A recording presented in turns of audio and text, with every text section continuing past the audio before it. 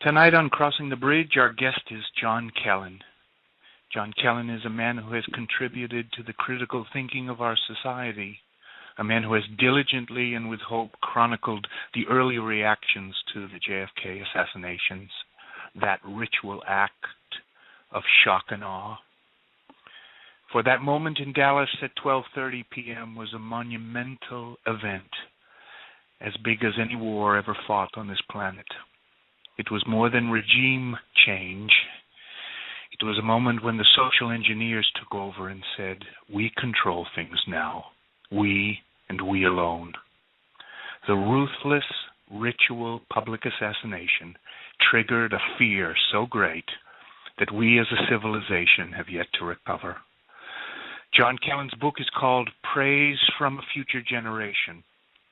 For more on John Kelin and to purchase his book, simply Google John Kelin and his book title, Praise from a Future Generation. He has a new ebook edition out now, in time for the 50th anniversary of this shock and awe moment in Dallas. And before I say hello to Linda DiNoto, I want to mention that it was Linda who first tape recorded on camera for Future Generations, John's research in 2009. That material and tonight's interview will be added to a new documentary film Linda and I are making to be released for the 50th anniversary of the JFK assassination. It will be called Removing the Veil, the JFK Assassination, Television, and the Altering of Reality. Hello, Linda. Hello, BraveWolf. And yes, we are excited to have John Kelin with us tonight.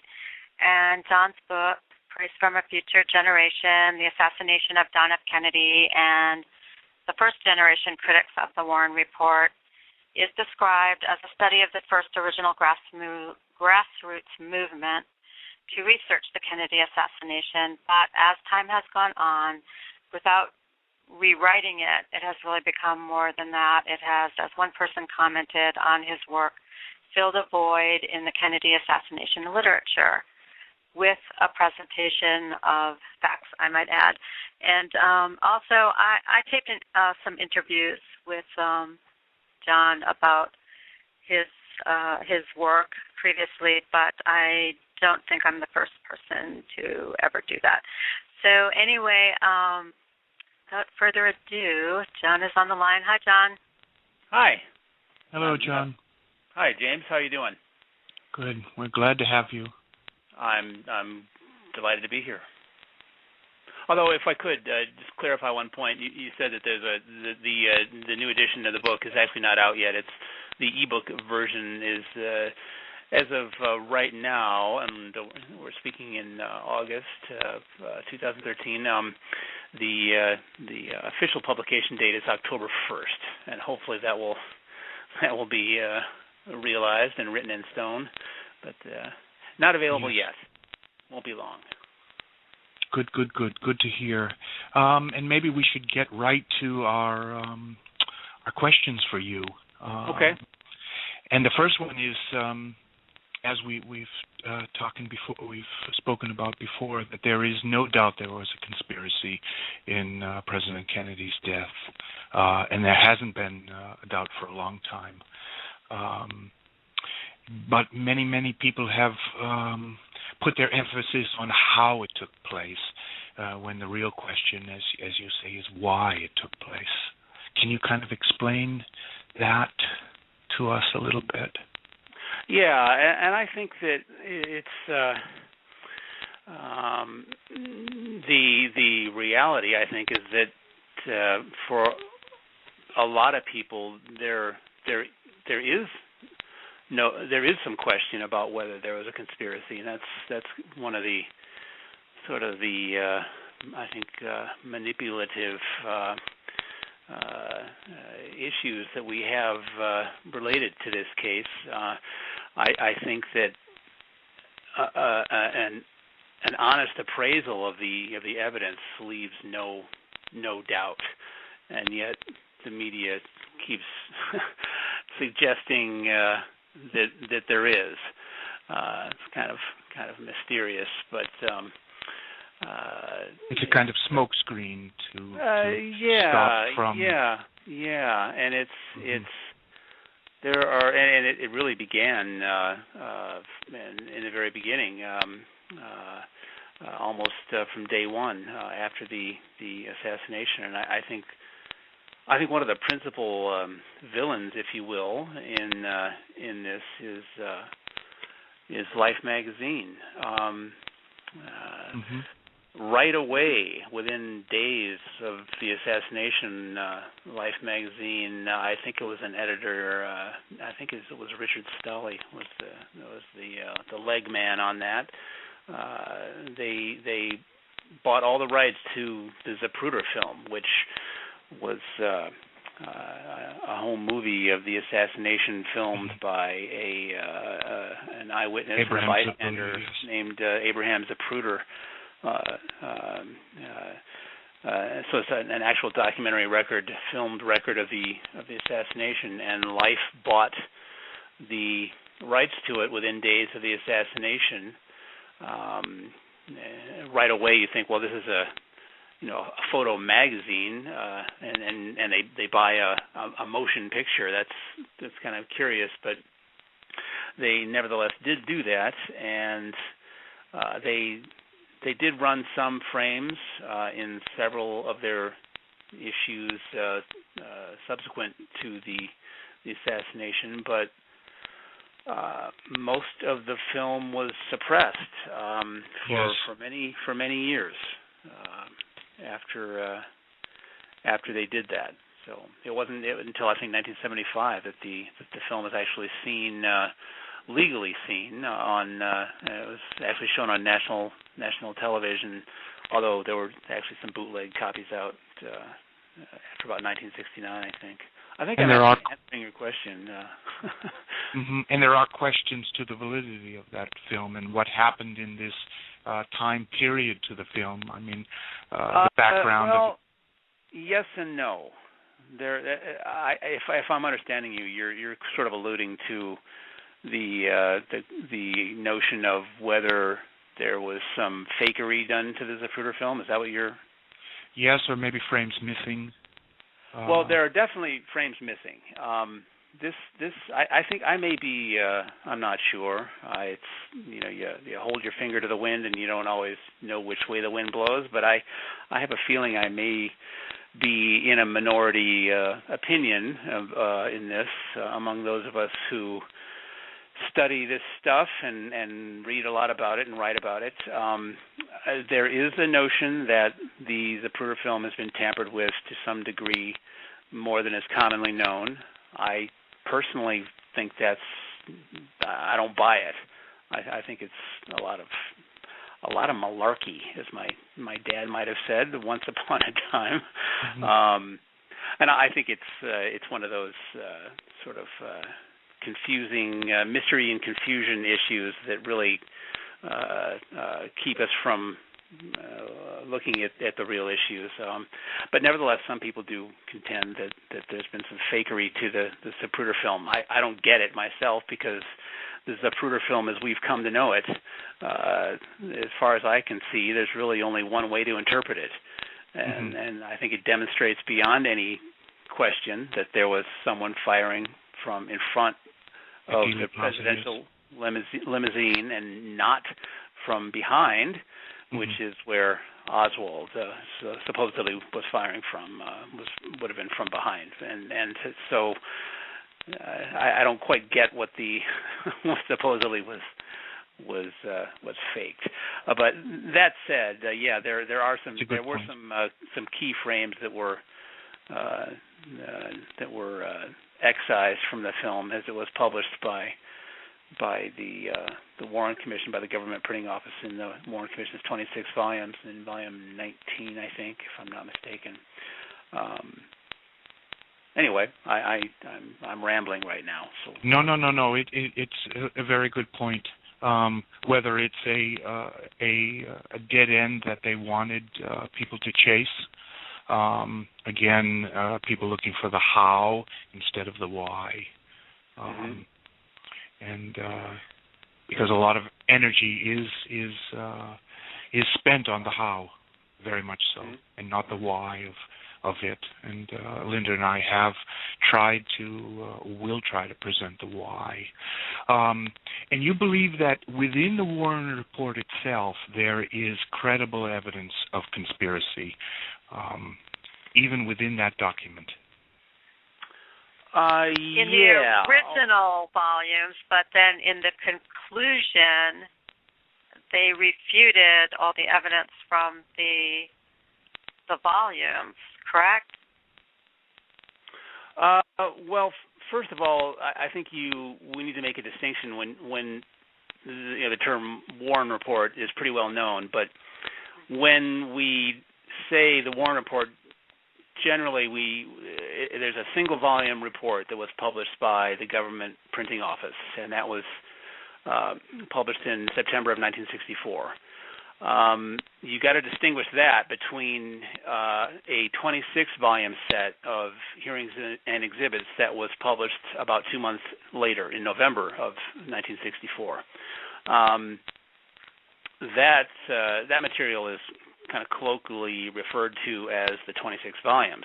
The single-volume report is ostensibly a distillation, if you will, of the 26 volumes. The 26, they're like it's like a set of encyclopedias. So it's the Cliff Notes.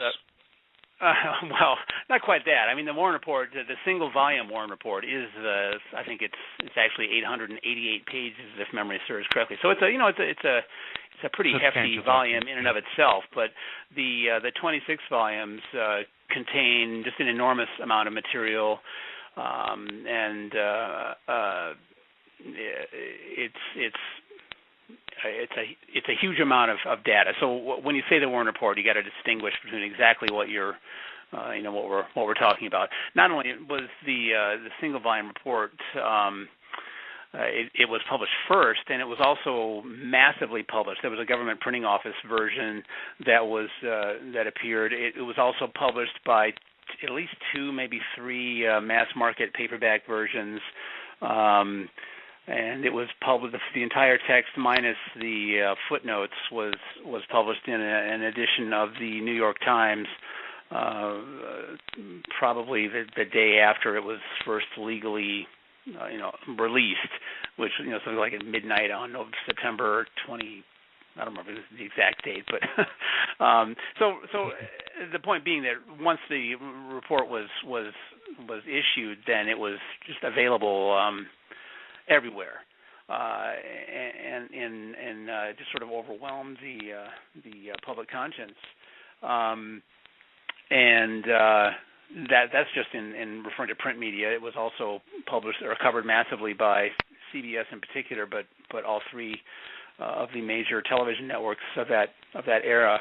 That, of course, long before anything like CNN came along. And the 26 volumes, which is a far more detailed set of data and much more voluminous, came along a couple months later. And even in spite of the voluminous nature of the 26 volumes, there was a whole lot of material that was left out of that. By one estimate, there was something like 357 cubic feet of classified material that was stored in the National Archives right away under a 75-year seal. So that's I think most of it, or much of it, has since been disseminated or made public, but not for many years. Mm-hmm. And these were interviews with what was that material? Oh, a lot of it was FBI reports, CIA reports. A lot of it on background on the alleged assassin and the entire milieu from which he sprang. Supposedly, yes. Just an enormous amount of material, and I frankly don't know what all of it is and was. Much of it was actually released after, probably in the 90s. There was yet another government agency called the Assassination Records Review Board that was in existence for 2 or 3 years, and ostensibly this agency oversaw the release of all this previously classified and unavailable material. It was really done in the name of openness, supposedly making all records available. I think that was kind of a lip service to the idea of being an open society. I honestly believe that most of what was made public by the ARRB was much ado about nothing. I think the effect, the practical effect of the issuing of all this new material was to bury researchers in just an avalanche of new paper that ultimately proves nothing, leads nowhere, and reveals no smoking guns, no revelations of any, and it's going to prove anything, in my opinion. I'm sure there's a lot of disagreement on that, but things like in the Warren Report of the Warren Commission, you have documented that there were 51 witnesses who reported hearing gunshots fired from the Grassy Knoll area, and that is from the front of the presidential limousine. And that's 51 out of 121 eyewitnesses. Correct. And that's when you get into an area of, as you said off the top of our interview this evening, that a conspiracy really is pretty obvious. And that was what you're referring to was a study done by an early researcher by the name of Harold Feldman in conjunction with his brother-in-law, a man named Vincent J. Salandria.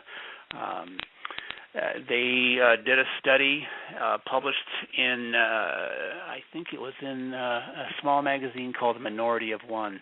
And it was called 51 Witnesses, The Grassy Knoll. And let's see, I've got some notes on it here somewhere. It showed that, as like you just said, of 120 witnesses whose statements are on the record in the Warren Commission's material, most of that information that we're talking about now is in the 26 volumes that I mentioned a few minutes ago. 51 of those 120 witnesses in the Dealey Plaza area thought that they heard shots from the Grassy Knoll area, which is to say in front of the presidential limousine. By contrast, only 32 of these 121 eyewitnesses thought that shots originated from the alleged assassin's location behind the limousine. And then another 38 of these eyewitnesses had no opinion at all of the origin of the shots. So that was really extremely downplayed by the Warren Commission, by this panel of eminent citizens who were charged with overseeing the official government investigation of the assassination, headed by and named for Earl Warren, at the time the Chief Justice of the United States Supreme Court. That fact that most witnesses in the Dealey Plaza area thought that shots came from in front of the motorcade was lost. It's really suppressed, and it took a private citizen, Harold Feldman, and his brother-in-law, Vince Salandria, to review the data in the Warren Commission's 26 volumes, just collate it all, identify it all, and make it public. It was only published in, I mentioned, The Minority of One, this really small magazine, not unlike The Nation. The Minority of One doesn't exist anymore, but a very small circulation magazine, so it didn't get a lot of attention, although there was a small item about the article, about Feldman's article that appeared in the New York Times, to give that devil their due. That fact of these 51 witnesses did get a little wider publicity, but for the most part, that was they never ran with it. Mm-hmm. They never ran with it. That should have been that should have been an honest Warren Commission would have made that one of the centerpieces of their investigation, and they didn't. So yes, and the Life magazine, as you mentioned in the beginning, was an example of this mainstream corporate media, and that was almost complicit in the assassination cover-up since the earliest days. Right. Well, I wouldn't say almost. I would say they were complicit. We've already discussed a little bit their purchasing and suppressing of the Zapruder film of the assassination. Is taking control of it immediately. Right, and which, as I said, in my opinion, I think the Zapruder film speaks for itself. There's really only one way to interpret it. It's from the reaction of Kennedy's head and upper body, who's obviously shot from the front. Life magazine, they not only purchased the film and suppressed it, they purchased it within days of the assassination and suppressed it. In their issue of December 6th, 1963, it's only about a week or so, maybe 2 weeks after the assassination, they did, in all honesty, they ran some of the frames from the Zapruder film, and they also ran an editorial called End to Nagging Rumors. This was an attempt, in my view, to refute rumors that were sweeping the country, if not the world, at that point about a conspiracy in the assassination, of making it a political issue that it was and remains. So they ran this editorial called End to Nagging Rumors, and I would like to quote. I just happen to have part of it in front of me. Yes, please do. That's very interesting. Yeah, I'd like to read a little quote from you. They're discussing the Zapruder film, and in this editorial called End to Nagging Rumors, there contained this very interesting paragraph. It says, and I quote, "Since by this time the limousine was 50 yards past Oswald and the president's back was turned almost directly to the sniper, it has been hard to understand how the bullet could enter the front of his throat. Hence the recurring guess that there was a second sniper somewhere else. But the 8mm film, that's the Zapruder film, the 8mm film shows the president turning his body far around to the right as he waves to someone in the crowd. His throat is exposed toward the sniper's nest just before he clutches it." Well, that's the end of quote. And the Zapruder film shows no such thing. That's just a complete fiction. But because Life had purchased the film and no one had seen, virtually no one had seen it, it was no one can dispute that. Right. It was just assumed that this explanation was accurate, which it is not. I mean, any cursory viewing of this Zapruder film, of course, by now it's all over YouTube. So anybody who might be listening to this right now, if they're at all curious, can just go straight to YouTube and see the Zapruder film and see that in fact Kennedy's body does not turn around. He doesn't clutch his throat as he doesn't turn as he waves to the crowd. The significance of that, of course, is that Oswald supposedly was firing from behind Kennedy up in this tall building, and one of his wounds was in the throat, and the question was it an entrance wound? And the initial reports were, in fact, it was an entrance wound. And so one way I think that the government sought to explain that away with an explanation other than the truth being, of course, that someone was shooting from the front of him, as those 51 witnesses made plain. They tried to explain it away as Kennedy's body turning around, just his throat being exposed just at the right moment for Oswald to shoot him in the throat, which is nonsense and a complete lie, complete fabrication. Yet there it is in black and white in Life magazine. And that was, as I said a moment ago, that was its December 6th, 1963 edition in an editorial called... So very soon after, they were manipulating or altering reality. Correct. Even a few weeks after. Which is a real nice way of saying they were lying. Yes. Which almost John, proves... Yes. Go ahead. We only have about 4 minutes left, but go ahead. I'm such a blabbermouth. I talk. No, that's... We're happy about that. John, the title of your book, Praise from a Future Generation, and then the first generation critics of the Warren Report. You're considered a second generation critic. Oh, of the by now Warren Report. I think by now I'm the umpteenth generation. I'm not that old. Okay. And because you were writing about the first generation, so that makes you second generation, and then that whole title implies that there's a legacy. You're unfortunately you're at least at my end, your line was breaking up a little bit. I think I got the gist of your question about an ongoing legacy, and I think so. I would like to be kind of positive about it, but to tell you the truth, I think the bad guys won in this case. I think some of us know the truth. A lot of us know the truth. But,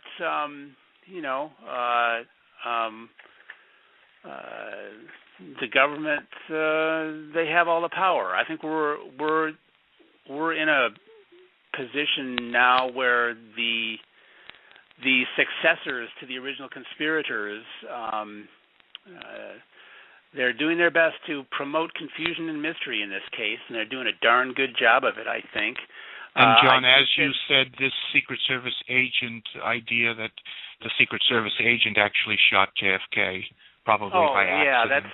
There was a book about that, and it's nonsense. It's one of the many false stories that are available to anybody who might to the casual reader of this case, which most people are, just sort of casual consumers of information as it relates to this case.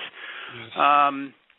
Might just happen to pick up that story, and it's garbage, but it's enough to mislead them. It's mass-marketed garbage, though. I mean, everybody, it's out there. It's a meme that is strongly promoted. I see it everywhere lately. It's not true. Let me just say that. And a lot of we're about to get a deluge of this stuff because as the closer we get to November 22nd, 2013, the more nonsense we're going to get, and that includes everything from Secret Service guy did it to the usual propping up of the Warren reports, and a lone gunman did it. There's a lot of misinformation out there. Mm-hmm. And as these mainstream books, yes. BraveWolf, we only have a few seconds left, so I'd like to thank people for listening. I'd like to thank you, John Kelin, for coming on. I hope you'll come on again, and this dialogue will be available on YouTube with graphics eventually. And good night, part of the film. And thank you. Okay, thanks for having me. I appreciate it. Thank you, Linda. Yeah, thank you. Great. Good night. Good night. Good night, John. Night. Thank you. Sure. Thanks.